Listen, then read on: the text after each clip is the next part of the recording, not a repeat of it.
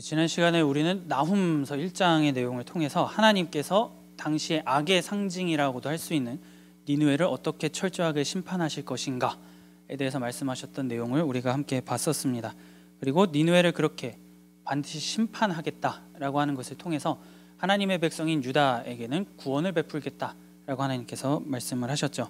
그래서 나훔 1장 15절에서는 이렇게 말을 합니다. 볼지어다 아름다운 소식을 알리고 화평을 전하는 자의 발이 산 위에 있도다. 유다야, 내 절기를 지키고 내 서원을 갚을지어다. 악인이 진멸되었으니 그가 다시는 내 가운데로 통행하지 아니하리로다 하시니라. 이미 아름다운 소식, 곧 복음을 전할 자가 산 위에서 출발을 하였기 때문에 그것을 믿고 압제받는 상황 속에서도 하나님을 신뢰하고 예배하라라고 하나님께서는 요구하셨죠. 그래서 이렇게 유다의 회복을 선포하시고 그렇게 하겠다라고 말씀하신 하나님께서는 이제 철저하게 니느웨를 부수실 것을 말씀하시기 시작을 합니다. 이거를 다양한 그림 언어를 통해서 언급을 하셨죠. 그러면 하나님께서 그리시는 아수르의 종말, 니느웨의 종말이 어떻게 될 것인지 우리가 차근차근 하나씩 살펴보려고 합니다.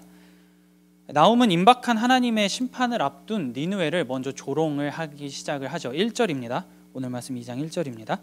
파괴하는 자가 너를 치러 올라왔나니 너는 산성을 지키며 길을 파수하며 내 허리를 견고히 묶고 내 힘을 크게 굳게 할지어다. 아수르라고 하는 국가는 약탈을 굉장히 잘하던 또 좋아하던 국가였습니다. 약탈을 하기 위해선 힘이 강해야 됐죠. 군사력 또한 만만치 않은 그러한 나라였습니다. 어느 국가를 특정하고 여기를 공격하기 위해서 군사를 모아서 진격해가지고 뭔가 보물이나 이런 것들을 가지고 오는 거는 아수르에게 굉장히 익숙했을 겁니다. 그냥 나가서 가져오면 되거든요. 그런데 오늘 본문에서는 이게 반대로 될 것이다 라고 언급을 하고 있습니다. 늘 약탈만 하던 아수르가 이제는 약탈자들의 공격을 방어해야 하는 전혀 익숙하지 않은 상황을 맞이하게 될 거다라고 하는 것이죠. 너희가 자랑하는 그 힘으로 다른 이들을 압제하고 짓밟았듯이 너희도 이제 너희보다 더 강한 힘에 의해서 짓밟히게 될 거다라고 말을 하고 있는 겁니다. 그리고 아무리 발버둥 쳐도 그 파괴하는 자들의 공격을 너 니느웨는 결코 막을 수 없을 거다라면서 나훔은 조롱을 하는 겁니다. 결국에는 화평을 전하는 자의 발이라고 하는 것은 유다에게는 구원이지만 이 동전의 양면과도 같이 니느웨를 향해서는 하나님의 심판이 된다라고 하는 것이 2장 1절을 통해서도 다시 한번 분명하게 드러나는 것이죠. 그리고 이렇게 니느웨가 멸망을 하게 되면 이거는 오히려 백성의 회복을 이끌어냅니다. 오늘 말씀 2절입니다. 여호와께서 야곱의 영광을 회복하시되 이스라엘의 영광 같게 하시나니 이는 약탈자들이 약탈하였고 또 그들의 포도나무 가지를 없이 하였음이라. 구약 성경에 나오는 야곱이라는 인물을 잘 아실 겁니다. 야곱이 이스라엘로 변화했던 것처럼 하나님을 떠나서 아주 그냥 혼돈의 시대를 살아갔던 이 야곱과도 같은 유다 백성을 하나님께서는 이스라엘로 다시금 변화시키겠다라고 말씀을 하고 계시는 것이죠. 이 말을 좀 더 쉽게 바꾸면 이런 겁니다. 새로운 시대가 너희를 향해서 올 것이다. 이전과는 다른 삶이 너희에게 준비되어 있다 라고 하나님께서 말씀을 하고 계시는 겁니다.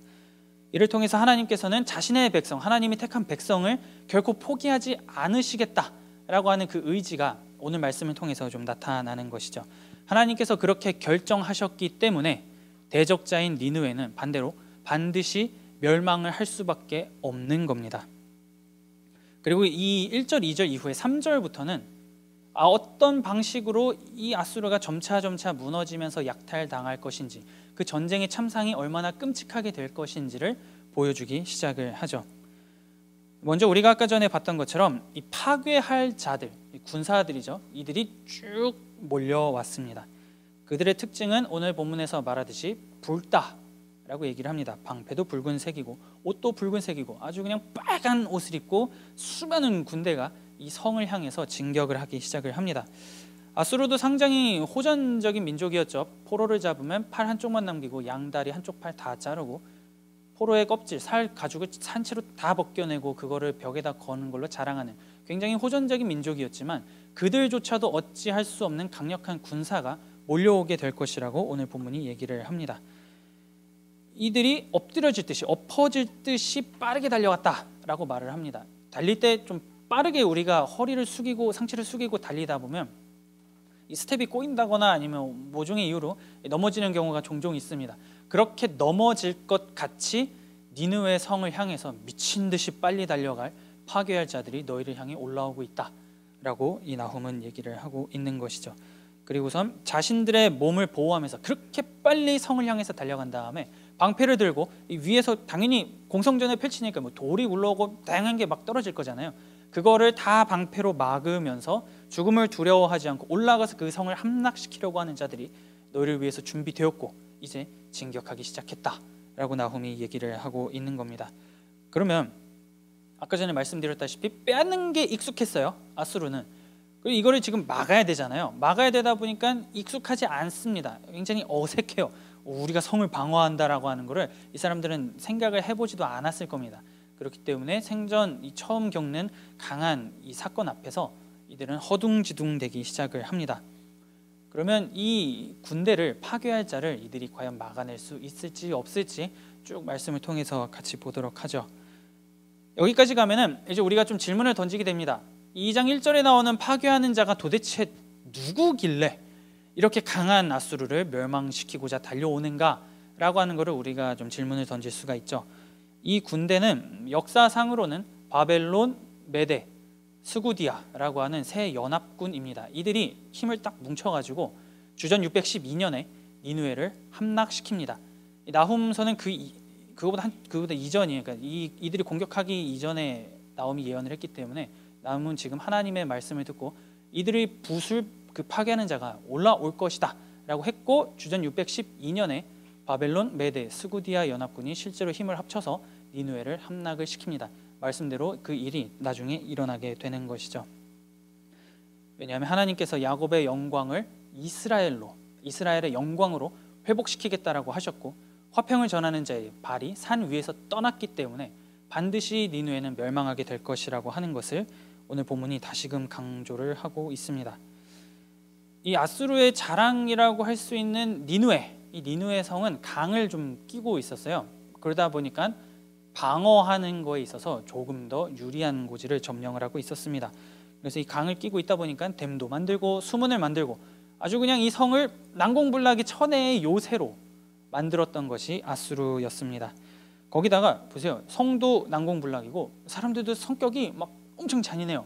그러다 보니까 절대로 어떻게 할 수가 없는 완벽한 강력한 그러한 그러한 악의 축이 당시에 아수르였다라고 하는 거죠.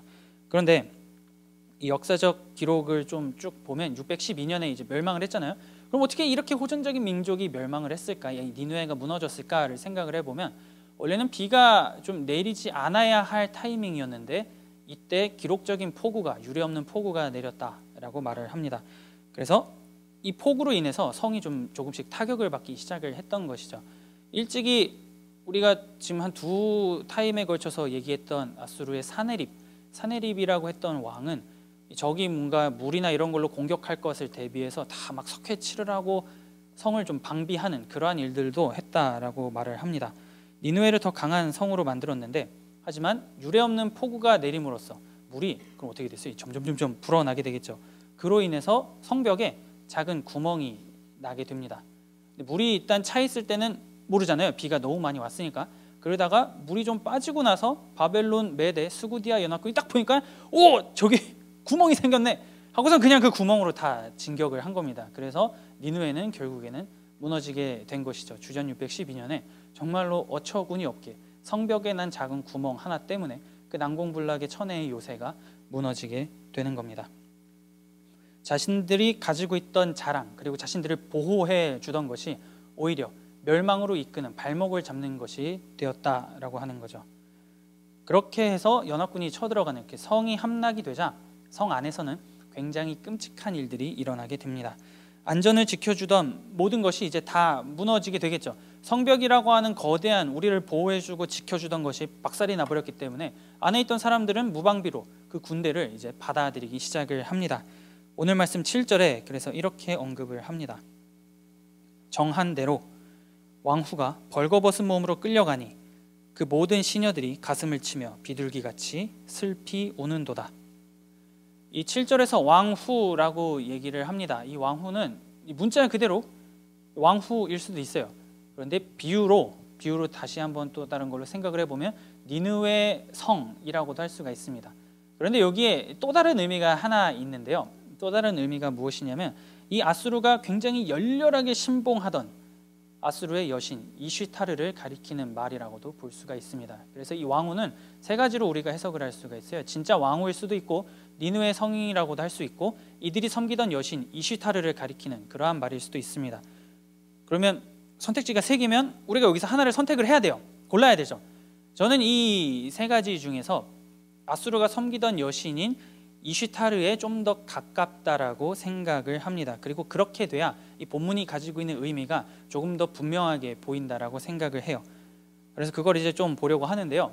구절이 좀 깁니다.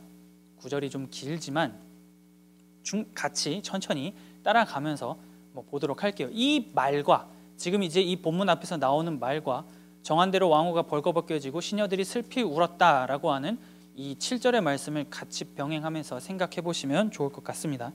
열왕기하 18장 28절에서 33절에서는 이렇게 말을 합니다.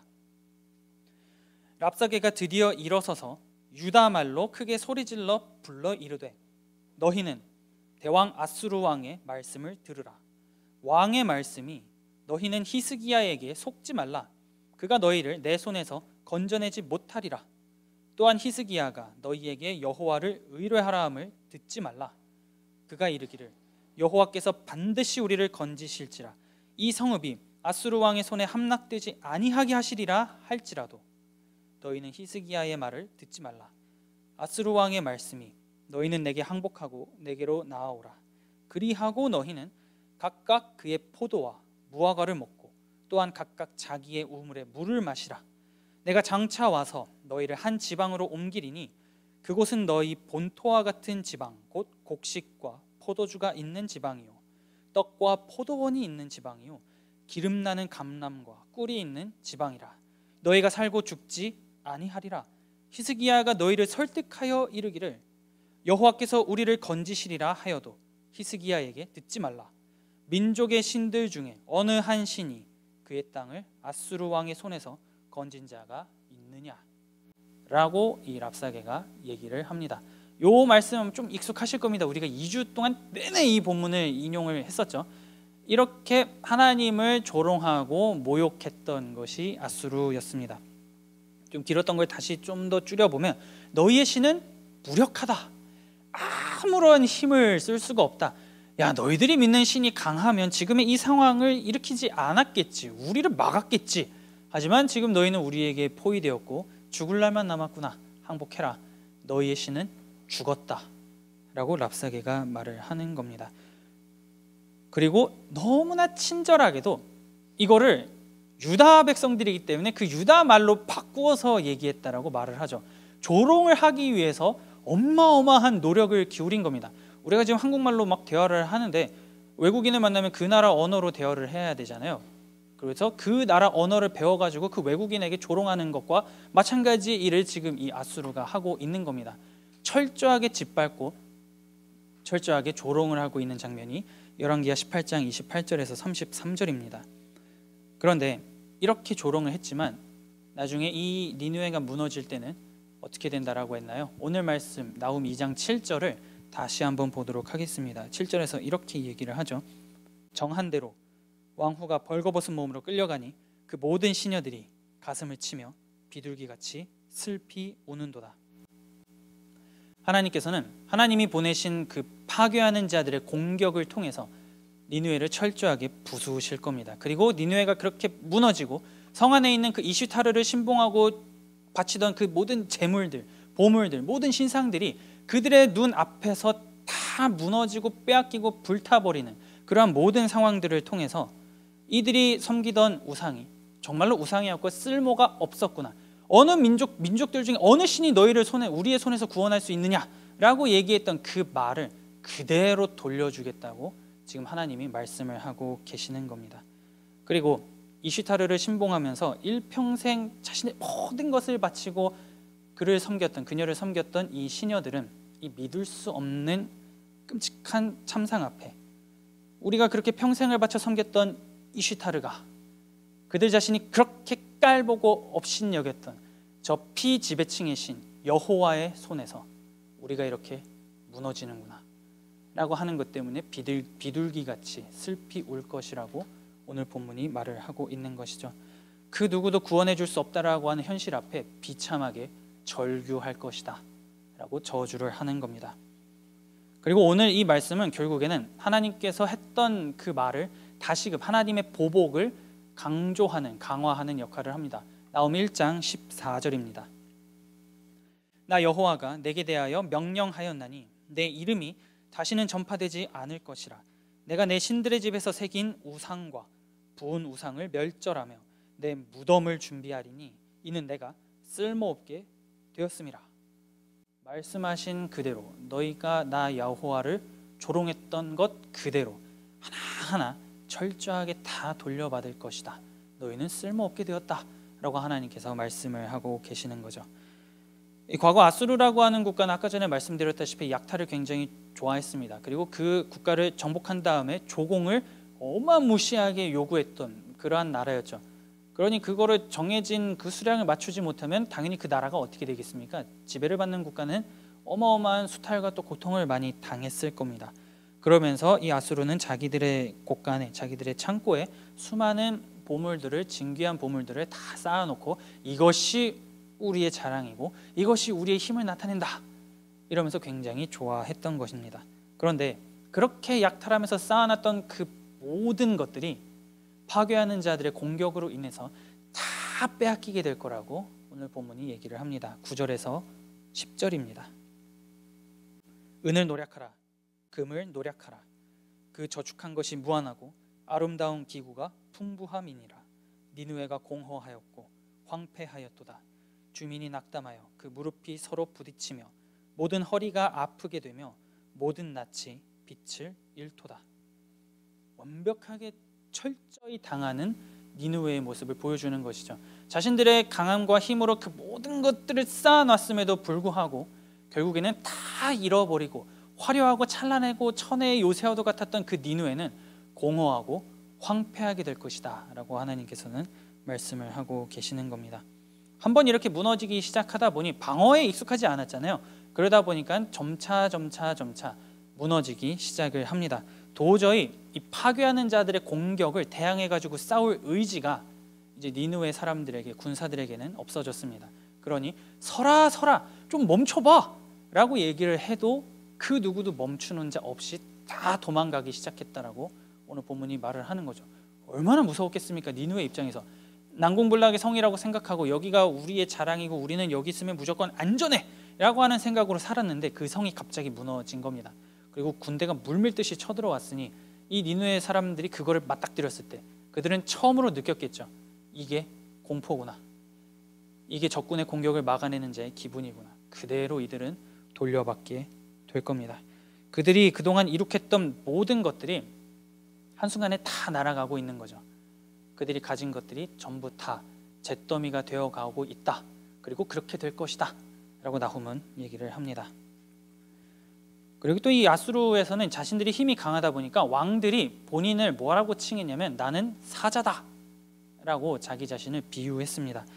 이 열왕기하 18장에서 이스라엘을 포위했던 이 아수르 당시의 왕이 산헤립입니다.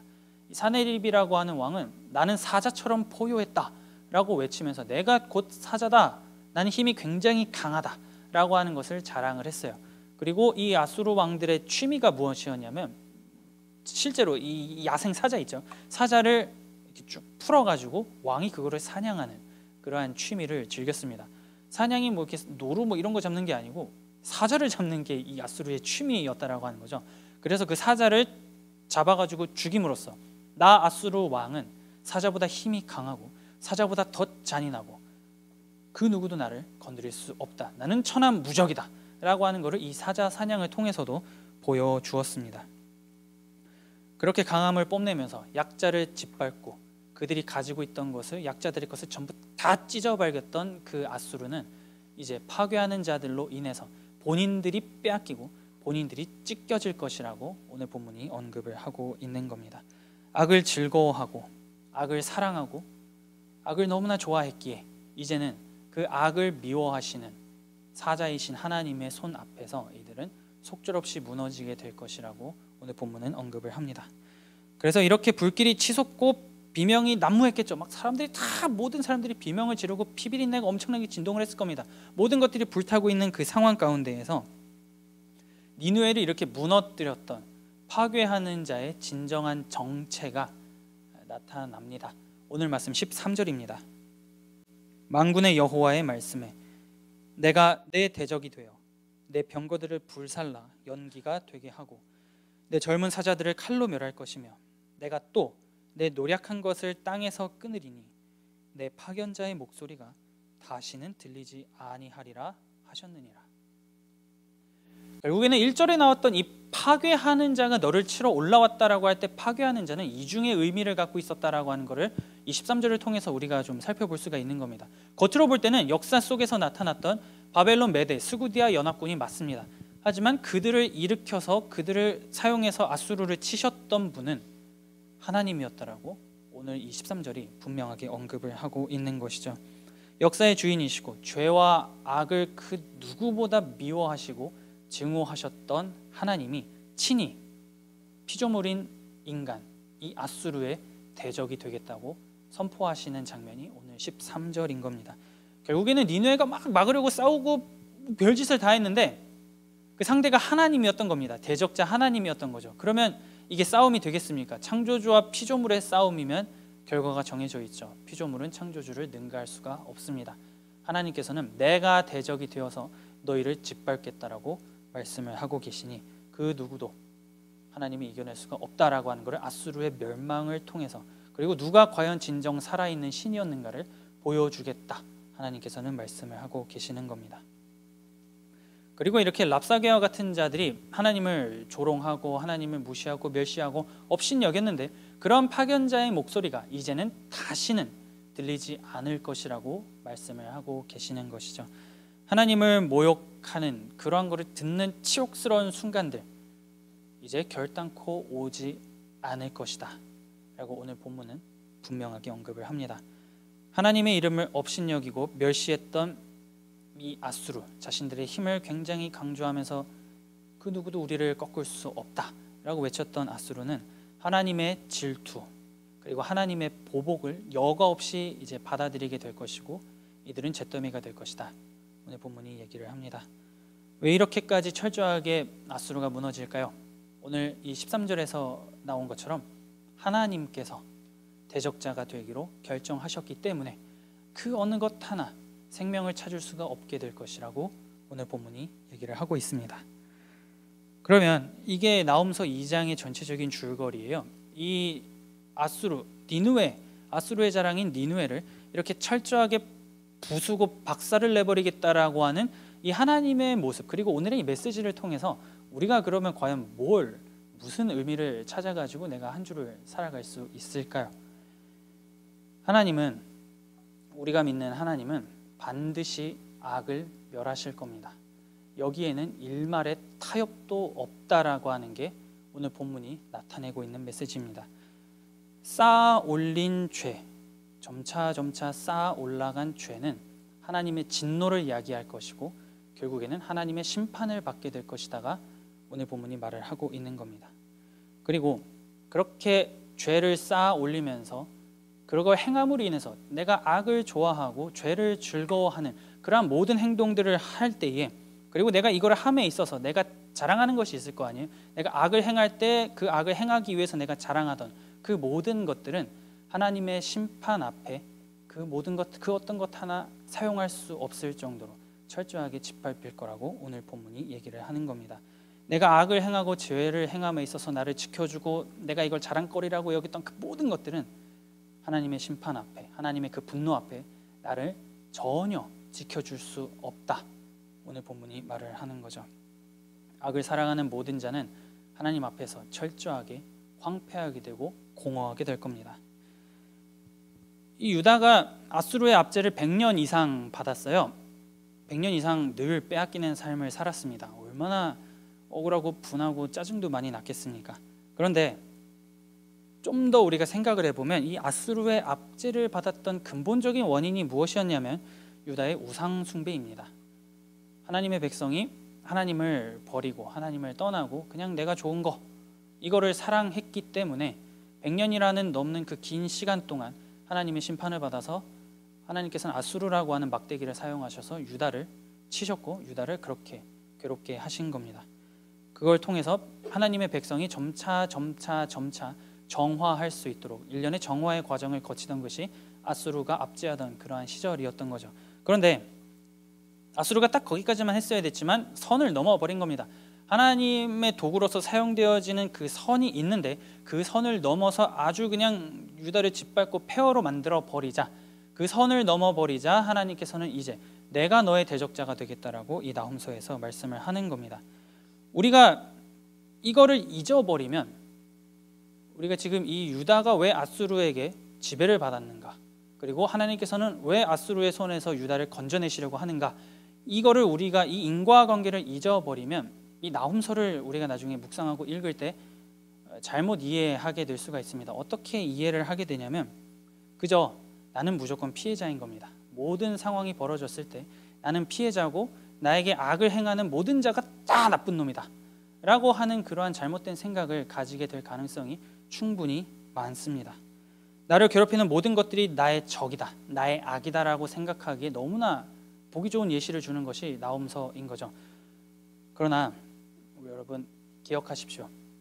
분명 하나님이 고통받는 자들에게 위로를 주시는 것은 맞습니다. 자녀가 고통받고 어려울 때에 그 수렁에서 건져주시는 것이 하나님이라고 하는 것은 분명히 맞습니다. 하지만 하나님의 은혜를 경험했음에도 불구하고 하나님의 사랑이 무엇인지 내 삶에서 내가 깨달았고 알았음에도 불구하고 하나님을 찾지 않고 그저 악을 사랑하고 악을 좋아하고 이걸 분명히 하나님이 싫어한다라고 하는 것을 알면서도 하나님은 나를 사랑하니까 나 사랑한다며 나 주의 자녀라며 라고 하는 그러한 아니란 생각을 가지고 하나님의 사랑에 편승하여 그냥 아무렇게나 무절제로 살고 죄를 즐거워하는 그러한 삶을 살게 된다면, 그리고 아수르가 보였던 태도처럼 하나님의 이름을 멸시하고 그 사랑을 짓밟고 내 마음대로 살아가고자 한다면, 내 정욕대로 산다면 훗날 우리는 나 여호와가 너의 대적이 되겠다 라고 하는 하나님의 심판을 받게 될 겁니다. 우리의 인생 가운데에서 그 하나님의 심판을 우리가 여지없이 받게 될 거라는 것이죠. 그렇기 때문에 우리는 매일의 삶 속에서 내가 아수르처럼 행동하고 있는 것은 있지는 않은지 이거를 우리는 매일의 삶 가운데에서 날마다 점검하면서 나아가는 것이 너무나 필요합니다. 나의 능력과 힘으로 약자를 짓밟고 내가 이것이 분명히 죄라는 것을 알고 그걸로 인해서 두렵다라고 하는 마음이 있음에도 불구하고 이거를 사랑해서 그냥 내 마음대로 살아가고자 하는 그 마음이 있어서 아직도 그렇게 살아가고 있다면 우리는 이 본문을 대할 때에 돌이켜야겠구나 라고 하는 생각을 가지고 거기서부터 멀어져야겠다라고 하는 그 결심이 필요하다라고 하는 것을 우리가 이 오늘 본문을 통해서 보게 되는 겁니다. 하나님의 심판에 대한 그 두려운 마음, 그 무서운 마음을 가지고 하나님의 대적자가 되지 않기 위해서 나는 어떻게 살아가야 하는가 라고 하는 것을 날마다 점검하는 것이 오늘 우리에게 필요한 것이죠. 그런데 반대로 화평과 파괴 이렇게 두 가지가 있으니까요. 반대로 우리가 아수르라고 하는 우리가 넘을 수 없는 그 악이 우리의 인생을 지배하고 우리 앞에 딱 서 있어서 우리를 약탈해가고 우리를 괴롭게 하고 있다면 반드시 분명히 하나님께서는 그 상황 가운데에서 어떤 방법을 사용하시든지 우리를 거기서 꺼내 주실 겁니다. 그게 오늘 본문이 얘기하고 있는 내용이라고 할 수가 있는 겁니다. 하나님의 구원을 간절히 바라고 하나님이 그것을 파괴하실 것이다 라고 하는 것을 우리가 믿어야 된다라고 이 본문이 얘기를 하고 있는 것이죠. 주의 자녀는 아수르라고 하는 그 세력에 의해서 압제를 받고 있다면 나를 자녀 삼으신 하나님께서 그것을 반드시 무너뜨리실 것이다라고 하는 확신 가운데에, 설령 그것이 아직 이루어지지 않았을지라도 그 믿음을 가지고 하나님께서 반드시 그거를 해결해 주실 것이라고 하는 믿음을 가지고 살아가야 된다. 오늘 본문이 언급을 합니다. 그렇기 때문에 이 화평을 전하는 자의 발이 구원을 가져다 줄 것임을 믿으면서 하나님을 향한 믿음, 그리고 내가 환난 날의 산성이 되시는 하나님께 피할 수 있는 그 신뢰, 용기가 오늘 우리들에게 요구되어지는 것이죠. 괴롭고 어렵고 힘든 상황 가운데에서 우리는 하나님 앞으로 한 발 두 발 점차 나아갈 수 있는 그 발걸음이 필요한 겁니다. 이와 관련해서 사도 바울은 환난 날의 산성이 되시는 하나님에 대해서 성경에서 이렇게 얘기를 합니다. 로마서 8장 31절입니다. 그런즉 이 일에 대하여 우리가 무슨 말 하리요? 만일 하나님이 우리를 위하시면 누가 우리를 대적하리요? 온 우주의 창조주이자 전사이신 하나님이 오늘 본문에서 얘기하는 것처럼 우리와 함께 하신다라고 말을 합니다. 그분은 반드시 우리가 고통의 길에서 헤매이고 아파하고 쓰러져 있고 넘어져 있다면 그 길에서 반드시 건져내실 겁니다. 구원이라고 하는 것이 무엇인지 우리의 인생 가운데에서, 삶 가운데에서 보여주실 겁니다. 그러니 그 구원을 향한 길을 걸어갈 때 우리는 매일마다 인내를 하고 참아야 돼요. 그 참는 인내의 시간은 분명히 깁니다. 유다가 아수르의 압제를 100년 이상 받았던 것을 우리가 좀 기억할 수 있으면 좋겠어요. 인내는 길어요. 구원을 향한 그 길은 굉장히 길지만 응답은 한순간에 이루어질 것이라고 오늘 본문이 얘기를 합니다. 우리가 이 사실 하나를 좀 붙잡을 수 있으면 좋겠어요. 우리는 날마다 인내하면서 살아갑니다. 인내하는 이유가 뭡니까? 구원을 맛보고 구원을 경험하고자 우리가 인내하잖아요. 그 인내가 길지라도 우리는 하나님을 향한 그 믿음과 신뢰를 가지고 반드시 이 상황을 하나님이 해결해 주실 거다라고 하는 그 믿음을 우리가 포기하지 않고 나아갈 때에 하나님께서는 그 응답으로 한순간에 구원이 무엇인지를 우리의 삶 가운데에서 보여주실 겁니다. 그렇기에 그 날이 언제 올지는 우리가 모르죠. 다만 하나님께서 그렇게 하실 것이라고 하는 것을 우리가 믿으면서 하나님이 향한 그 굳건한 신앙을 가지고 하나님 앞에서의 나의 삶이 부끄럽지 않은 자로서 살아갈 수 있도록 매일의 삶 가운데에서 내가 점검하고 고쳐야 될 것이 무엇인지를 하나하나 세워보면서 하나님 앞에서 살아갈 수 있는 저와 여러분들이 될 수 있기를 마음 다해 축복합니다.